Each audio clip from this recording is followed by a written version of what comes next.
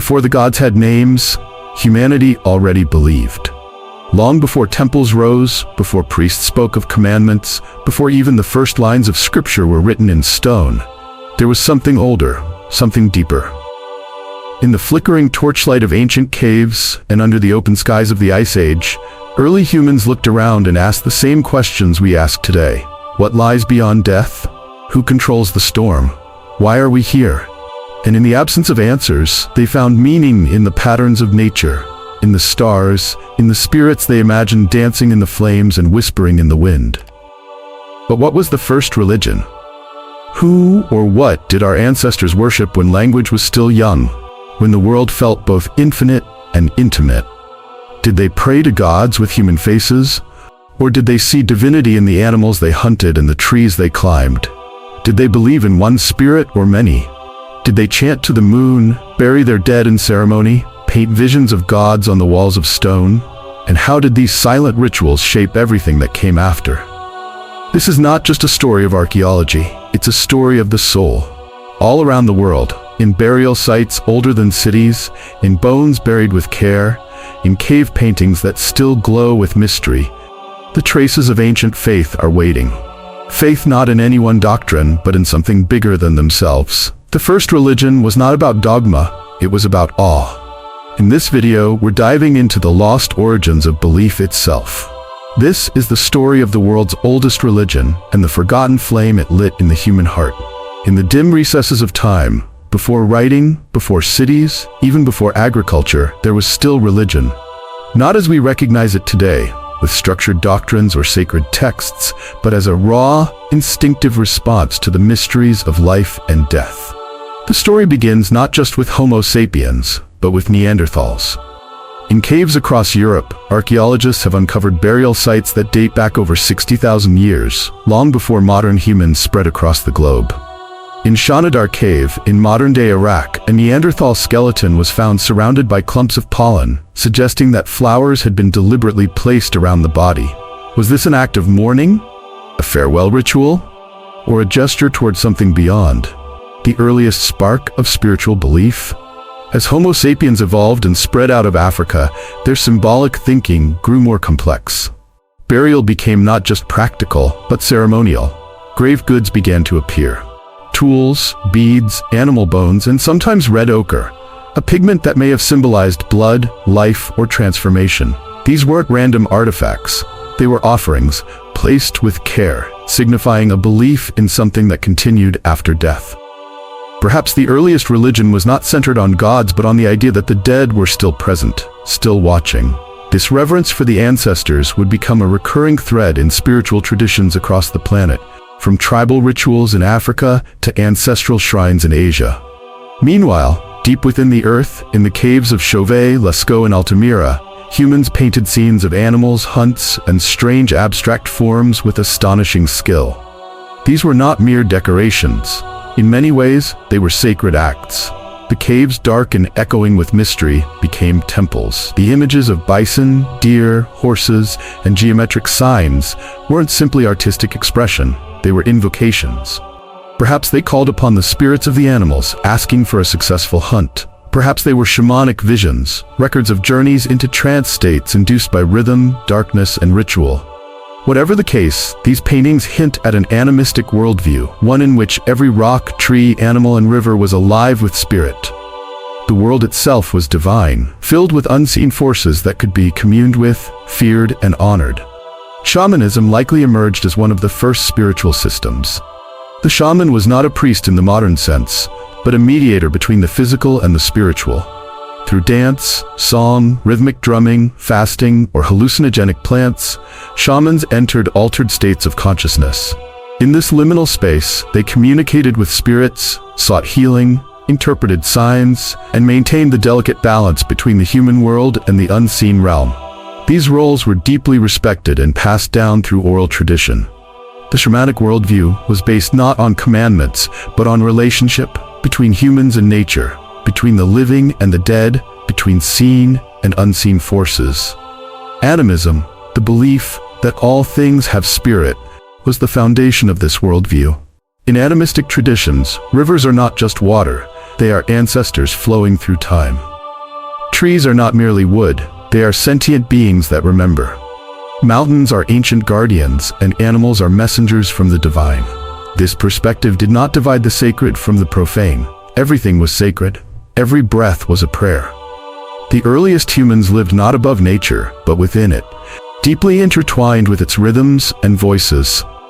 Their rituals, from seasonal dances to fertility rites, were acts of gratitude and alignment with these forces. Ancestor worship likely grew naturally from these beliefs. If nature was alive, then so too were the spirits of those who had passed. In societies without written records, oral memory was vital, and the wisdom of elders was a bridge between generations. To honor the dead was to preserve the living. Burial mounds, megaliths, and ceremonial paths suggest that death was not an end, but a transition. The dead were guides, protectors, sometimes even deified. They formed the spiritual infrastructure of early communities, unseen but always present. These early forms of religion had no temples, no doctrines, no sacred books, but they had symbols, rhythms, rituals. They had awe.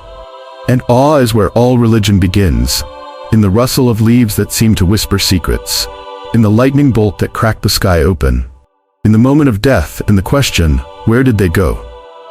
Prehistoric spirituality was born not from ignorance, but from wonder. It was a way to name the unnameable, to make peace with the mysteries that still surround us. And though we now walk in cities and stare at screens, those ancient instincts remain. We still bury our dead with care. We still look to the stars with questions. We still dream of the spirits in the dark. High on a windswept hill in southeastern Turkey, buried for thousands of years beneath layers of earth and time, lies a site that has shaken the very foundations of archaeology and rewritten the story of human civilization. Göbekli Tepe is not just old, it predates Stonehenge by 6,000 years, the pyramids by even more.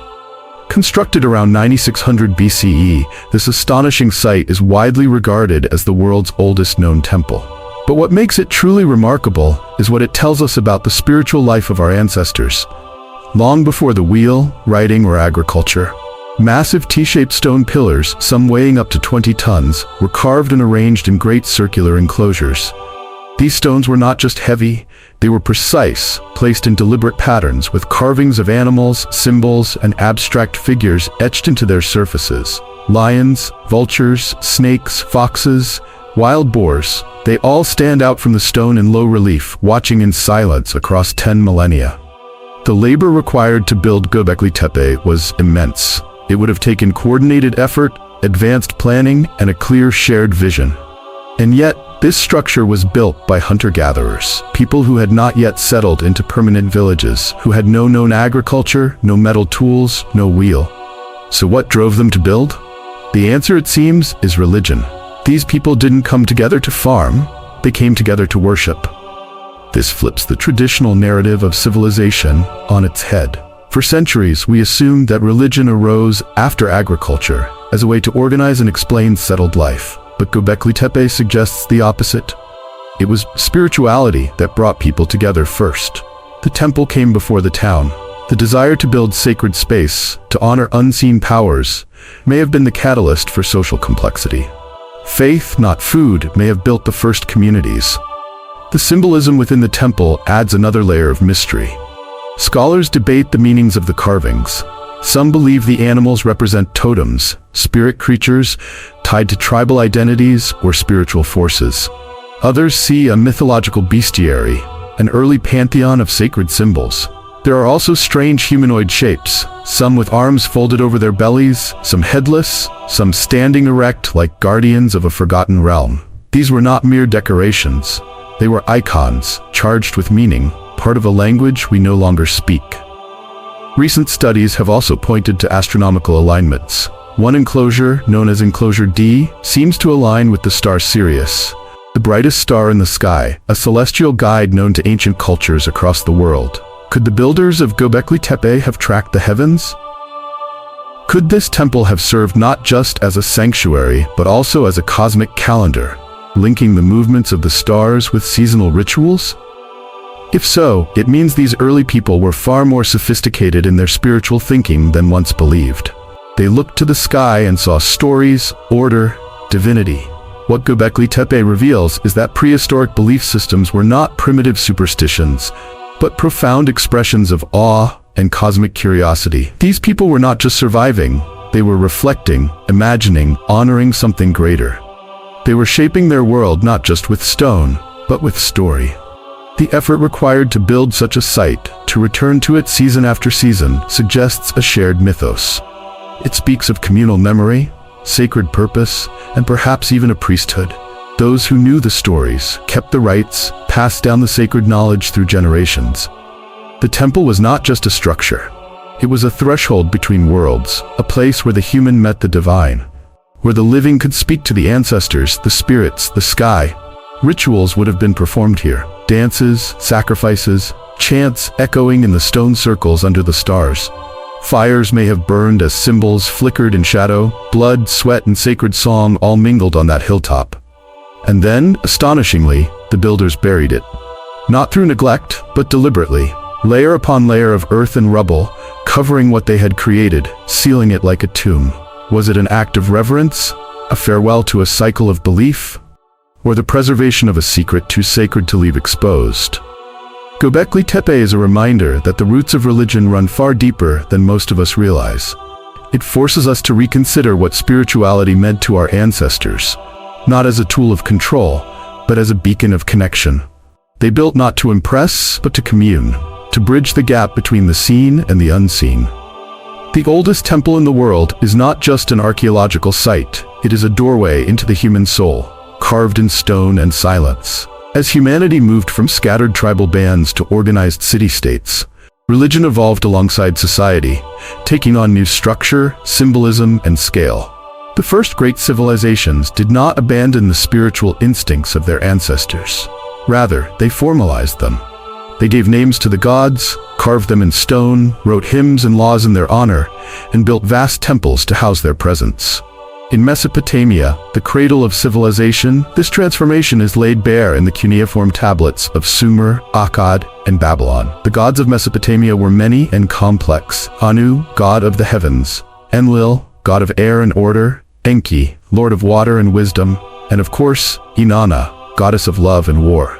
These deities mirrored the world around them, with its beauty and brutality, its cycles and chaos.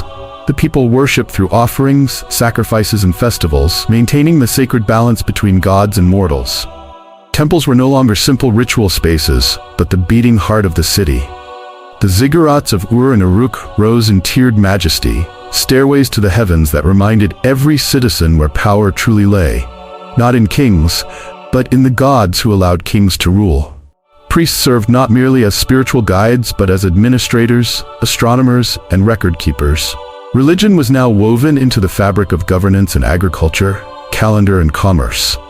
Divine will was not just feared, it was measured and managed. The Mesopotamians believed that to neglect the gods was to invite disaster, from floods and droughts to invasion and death. Their cosmology envisioned a structured universe, one where every action had cosmic weight and every ritual helped sustain the fragile order of the world.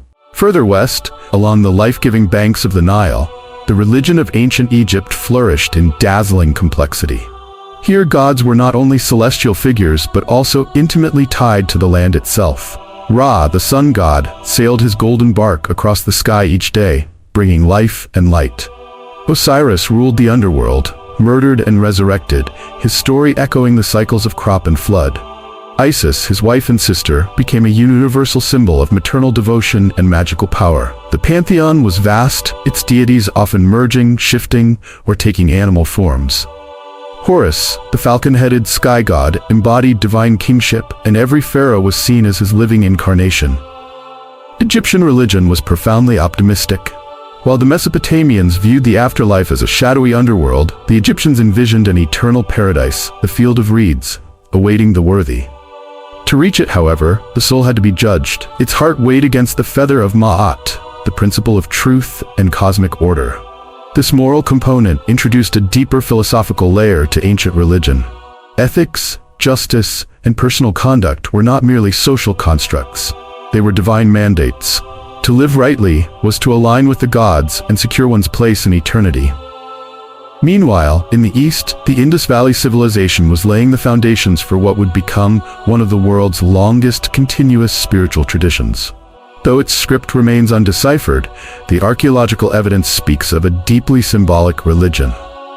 Seals recovered from Mohenjo-Daro and Harappa depict horned deities in meditative postures, possibly early forms of Shiva, as well as sacred animals like bulls, elephants, and tigers. Bathing platforms suggest ritual purification, and the standardized layout of cities hints at a worldview rooted in cosmic symmetry.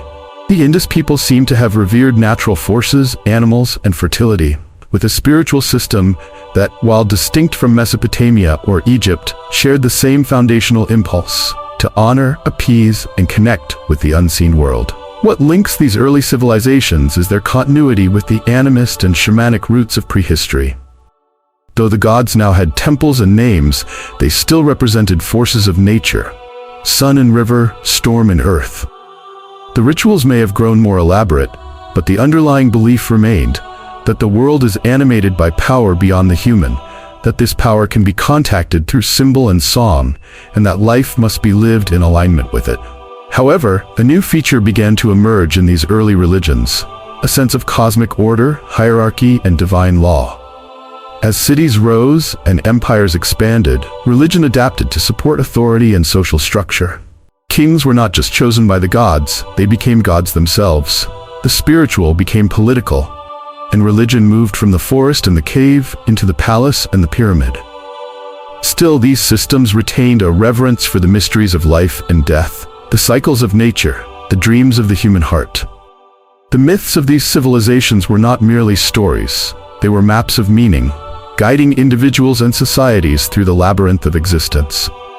In every ritual offering, in every stone carved with sacred script, we find the same human yearning that animated the cave painters and the shamanic dancers: to make sense of the unknown, to find connection in a world that is vast and alive. These early religions were not relics, they were revelations, and they continue to echo in the myths, prayers, and sacred symbols that endure to this day. As the ancient world matured, religion began to evolve beyond myth and ritual into something more structured, more introspective.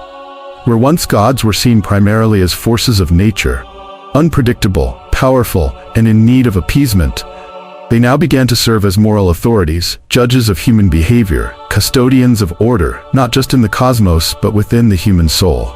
The stories, once filled with cosmic battles and divine romances, began to carry lessons. Myths became moral mirrors.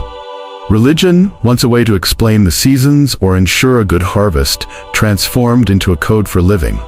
Humanity had entered an age where gods not only ruled the skies, but peered into hearts. This shift can be seen in multiple traditions. In ancient Egypt, the soul's journey after death became a test not of bloodlines or rituals alone, but of personal integrity. The weighing of the heart ceremony, where a person's soul was measured against the feather of Ma'at, represented a clear belief that how one lived mattered to the gods. A light heart, unburdened by lies, cruelty, or injustice, was the key to eternal peace. This was no longer a religion of sacrifice alone. It was a spiritual system tied deeply to ethics. The gods now asked not just for offerings but for truth. In Mesopotamia too, law and morality began to intertwine. The Code of Hammurabi, one of the earliest known legal texts, was presented as having divine origin, inscribed by order of the god Shamash, Lord of Justice. Though brutal by today's standards, this code represented a critical leap, the idea that divine authority demanded fairness, balance, and structure. It marked the beginning of religiously sanctioned law, where disobedience was not just a crime against society, but a sin against the gods. Through these laws, religion reinforced social cohesion, establishing norms around property, marriage, and violence, anchoring behavior in something higher than kings. In the East, similar developments were unfolding. In the Vedic tradition of ancient India, the universe was governed by a moral law known as Artha, the precursor to the concept of Dharma. This was the invisible order that kept the stars in motion, the seasons in their rhythm, and society in harmony. Living in alignment with Artha brought prosperity and peace. Violating it led to suffering and imbalance.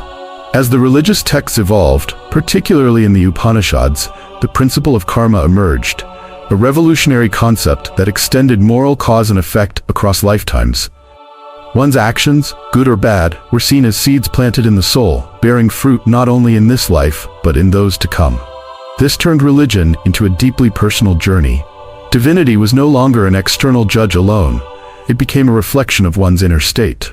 In Zoroastrianism, which arose in ancient Persia, the struggle between good and evil took center stage in a more dualistic frame. Ahura Mazda, the supreme god, represented truth, light, and order, while Angra Mainyu embodied deceit, darkness, and chaos. Humanity was given a choice to align with one or the other. Life was a moral battlefield, and each decision mattered in the grand cosmic drama.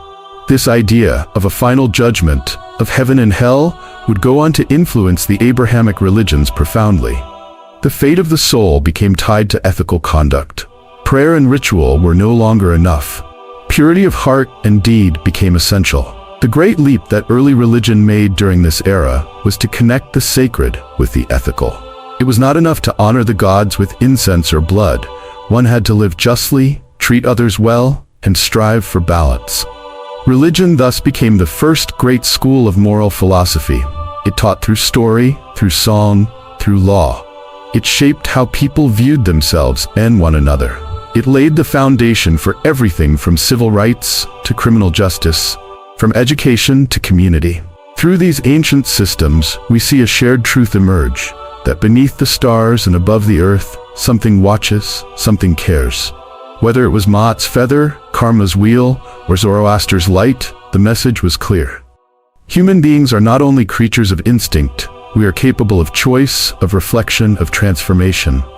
And the gods, in their many forms, were calling not just for worship, but for wisdom. From the first painted cave wall to the towering temples of stone, from the whispers of wind believed to be spirits to the written codes of divine law, the story of religion has always been the story of humanity trying to make sense of itself. Beneath all the rituals, myths, and monuments lies one unbroken thread: the search for meaning. Who are we? Why are we here? What does it all mean? These questions, once asked under star-filled skies by ancestors whose names we've forgotten, still echo in our hearts today. We meditate, we chant, we light candles and write affirmations, not because we have answers, but because we still believe there's something more. And that belief is ancient. In every modern spiritual practice, whether it's yoga in the morning light, prayers whispered in mosques and churches, incense burning in temples, or the quiet reflection of a solitary walk through nature, we carry the imprint of those who came before us. The sacred drumbeat of the shaman still pulses in our heartbeat when we feel awe. The reverence of the farmer for the rising sun is still alive in our gratitude. The solemn rites of burial, still practiced across cultures, echo the same tenderness and mystery our ancestors felt when they sent their loved ones into the unknown. We are not as far from the first believers as we think. Their world may have been rawer, closer to the edge of survival, but their questions were the same. Their yearning is our inheritance. And so today, let us not treat ancient religion as something distant or dusty, but as something alive within us. It reminds us that belief does not require a cathedral. Faith does not need dogma. Connection does not demand perfection. What matters is that we keep asking, keep listening, keep honoring that quiet voice that stirs when we gaze at the stars, or sit in silence long enough to feel something greater than ourselves move through us. This is the oldest religion in the world, the one that lives in the breath between thoughts, in the rhythm of the earth, in the stories we still tell to give shape to the mystery.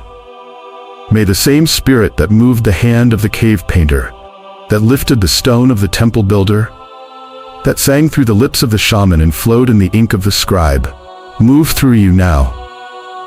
May you walk with reverence and curiosity. May you feel the presence of your ancestors in your bones and the breath of the divine in your lungs. May your days be touched with meaning, and your nights filled with stars that speak. I pray that the wisdom of the ancients blesses your path, not with certainty, but with wonder. May you be protected not by walls, but by understanding. May you be guided not by fear, but by reverence. May you awaken every day and remember you are part of something eternal. If this journey stirred something in your spirit, do not let it fade like smoke. Do something different. Instead of just clicking a button, make a vow. A vow to keep seeking. A vow to light one candle in your home tonight, not for a god, but for the mystery. Then, subscribe as an act of remembering. Share this video not because it's content, but because it's a conversation started by people long dead and still alive in you. Comment below, not with noise, but with a truth you felt but never said out loud. And together, let's build a new altar, not of stone, but of shared soul. One video, one voice, one ancient flame at a time.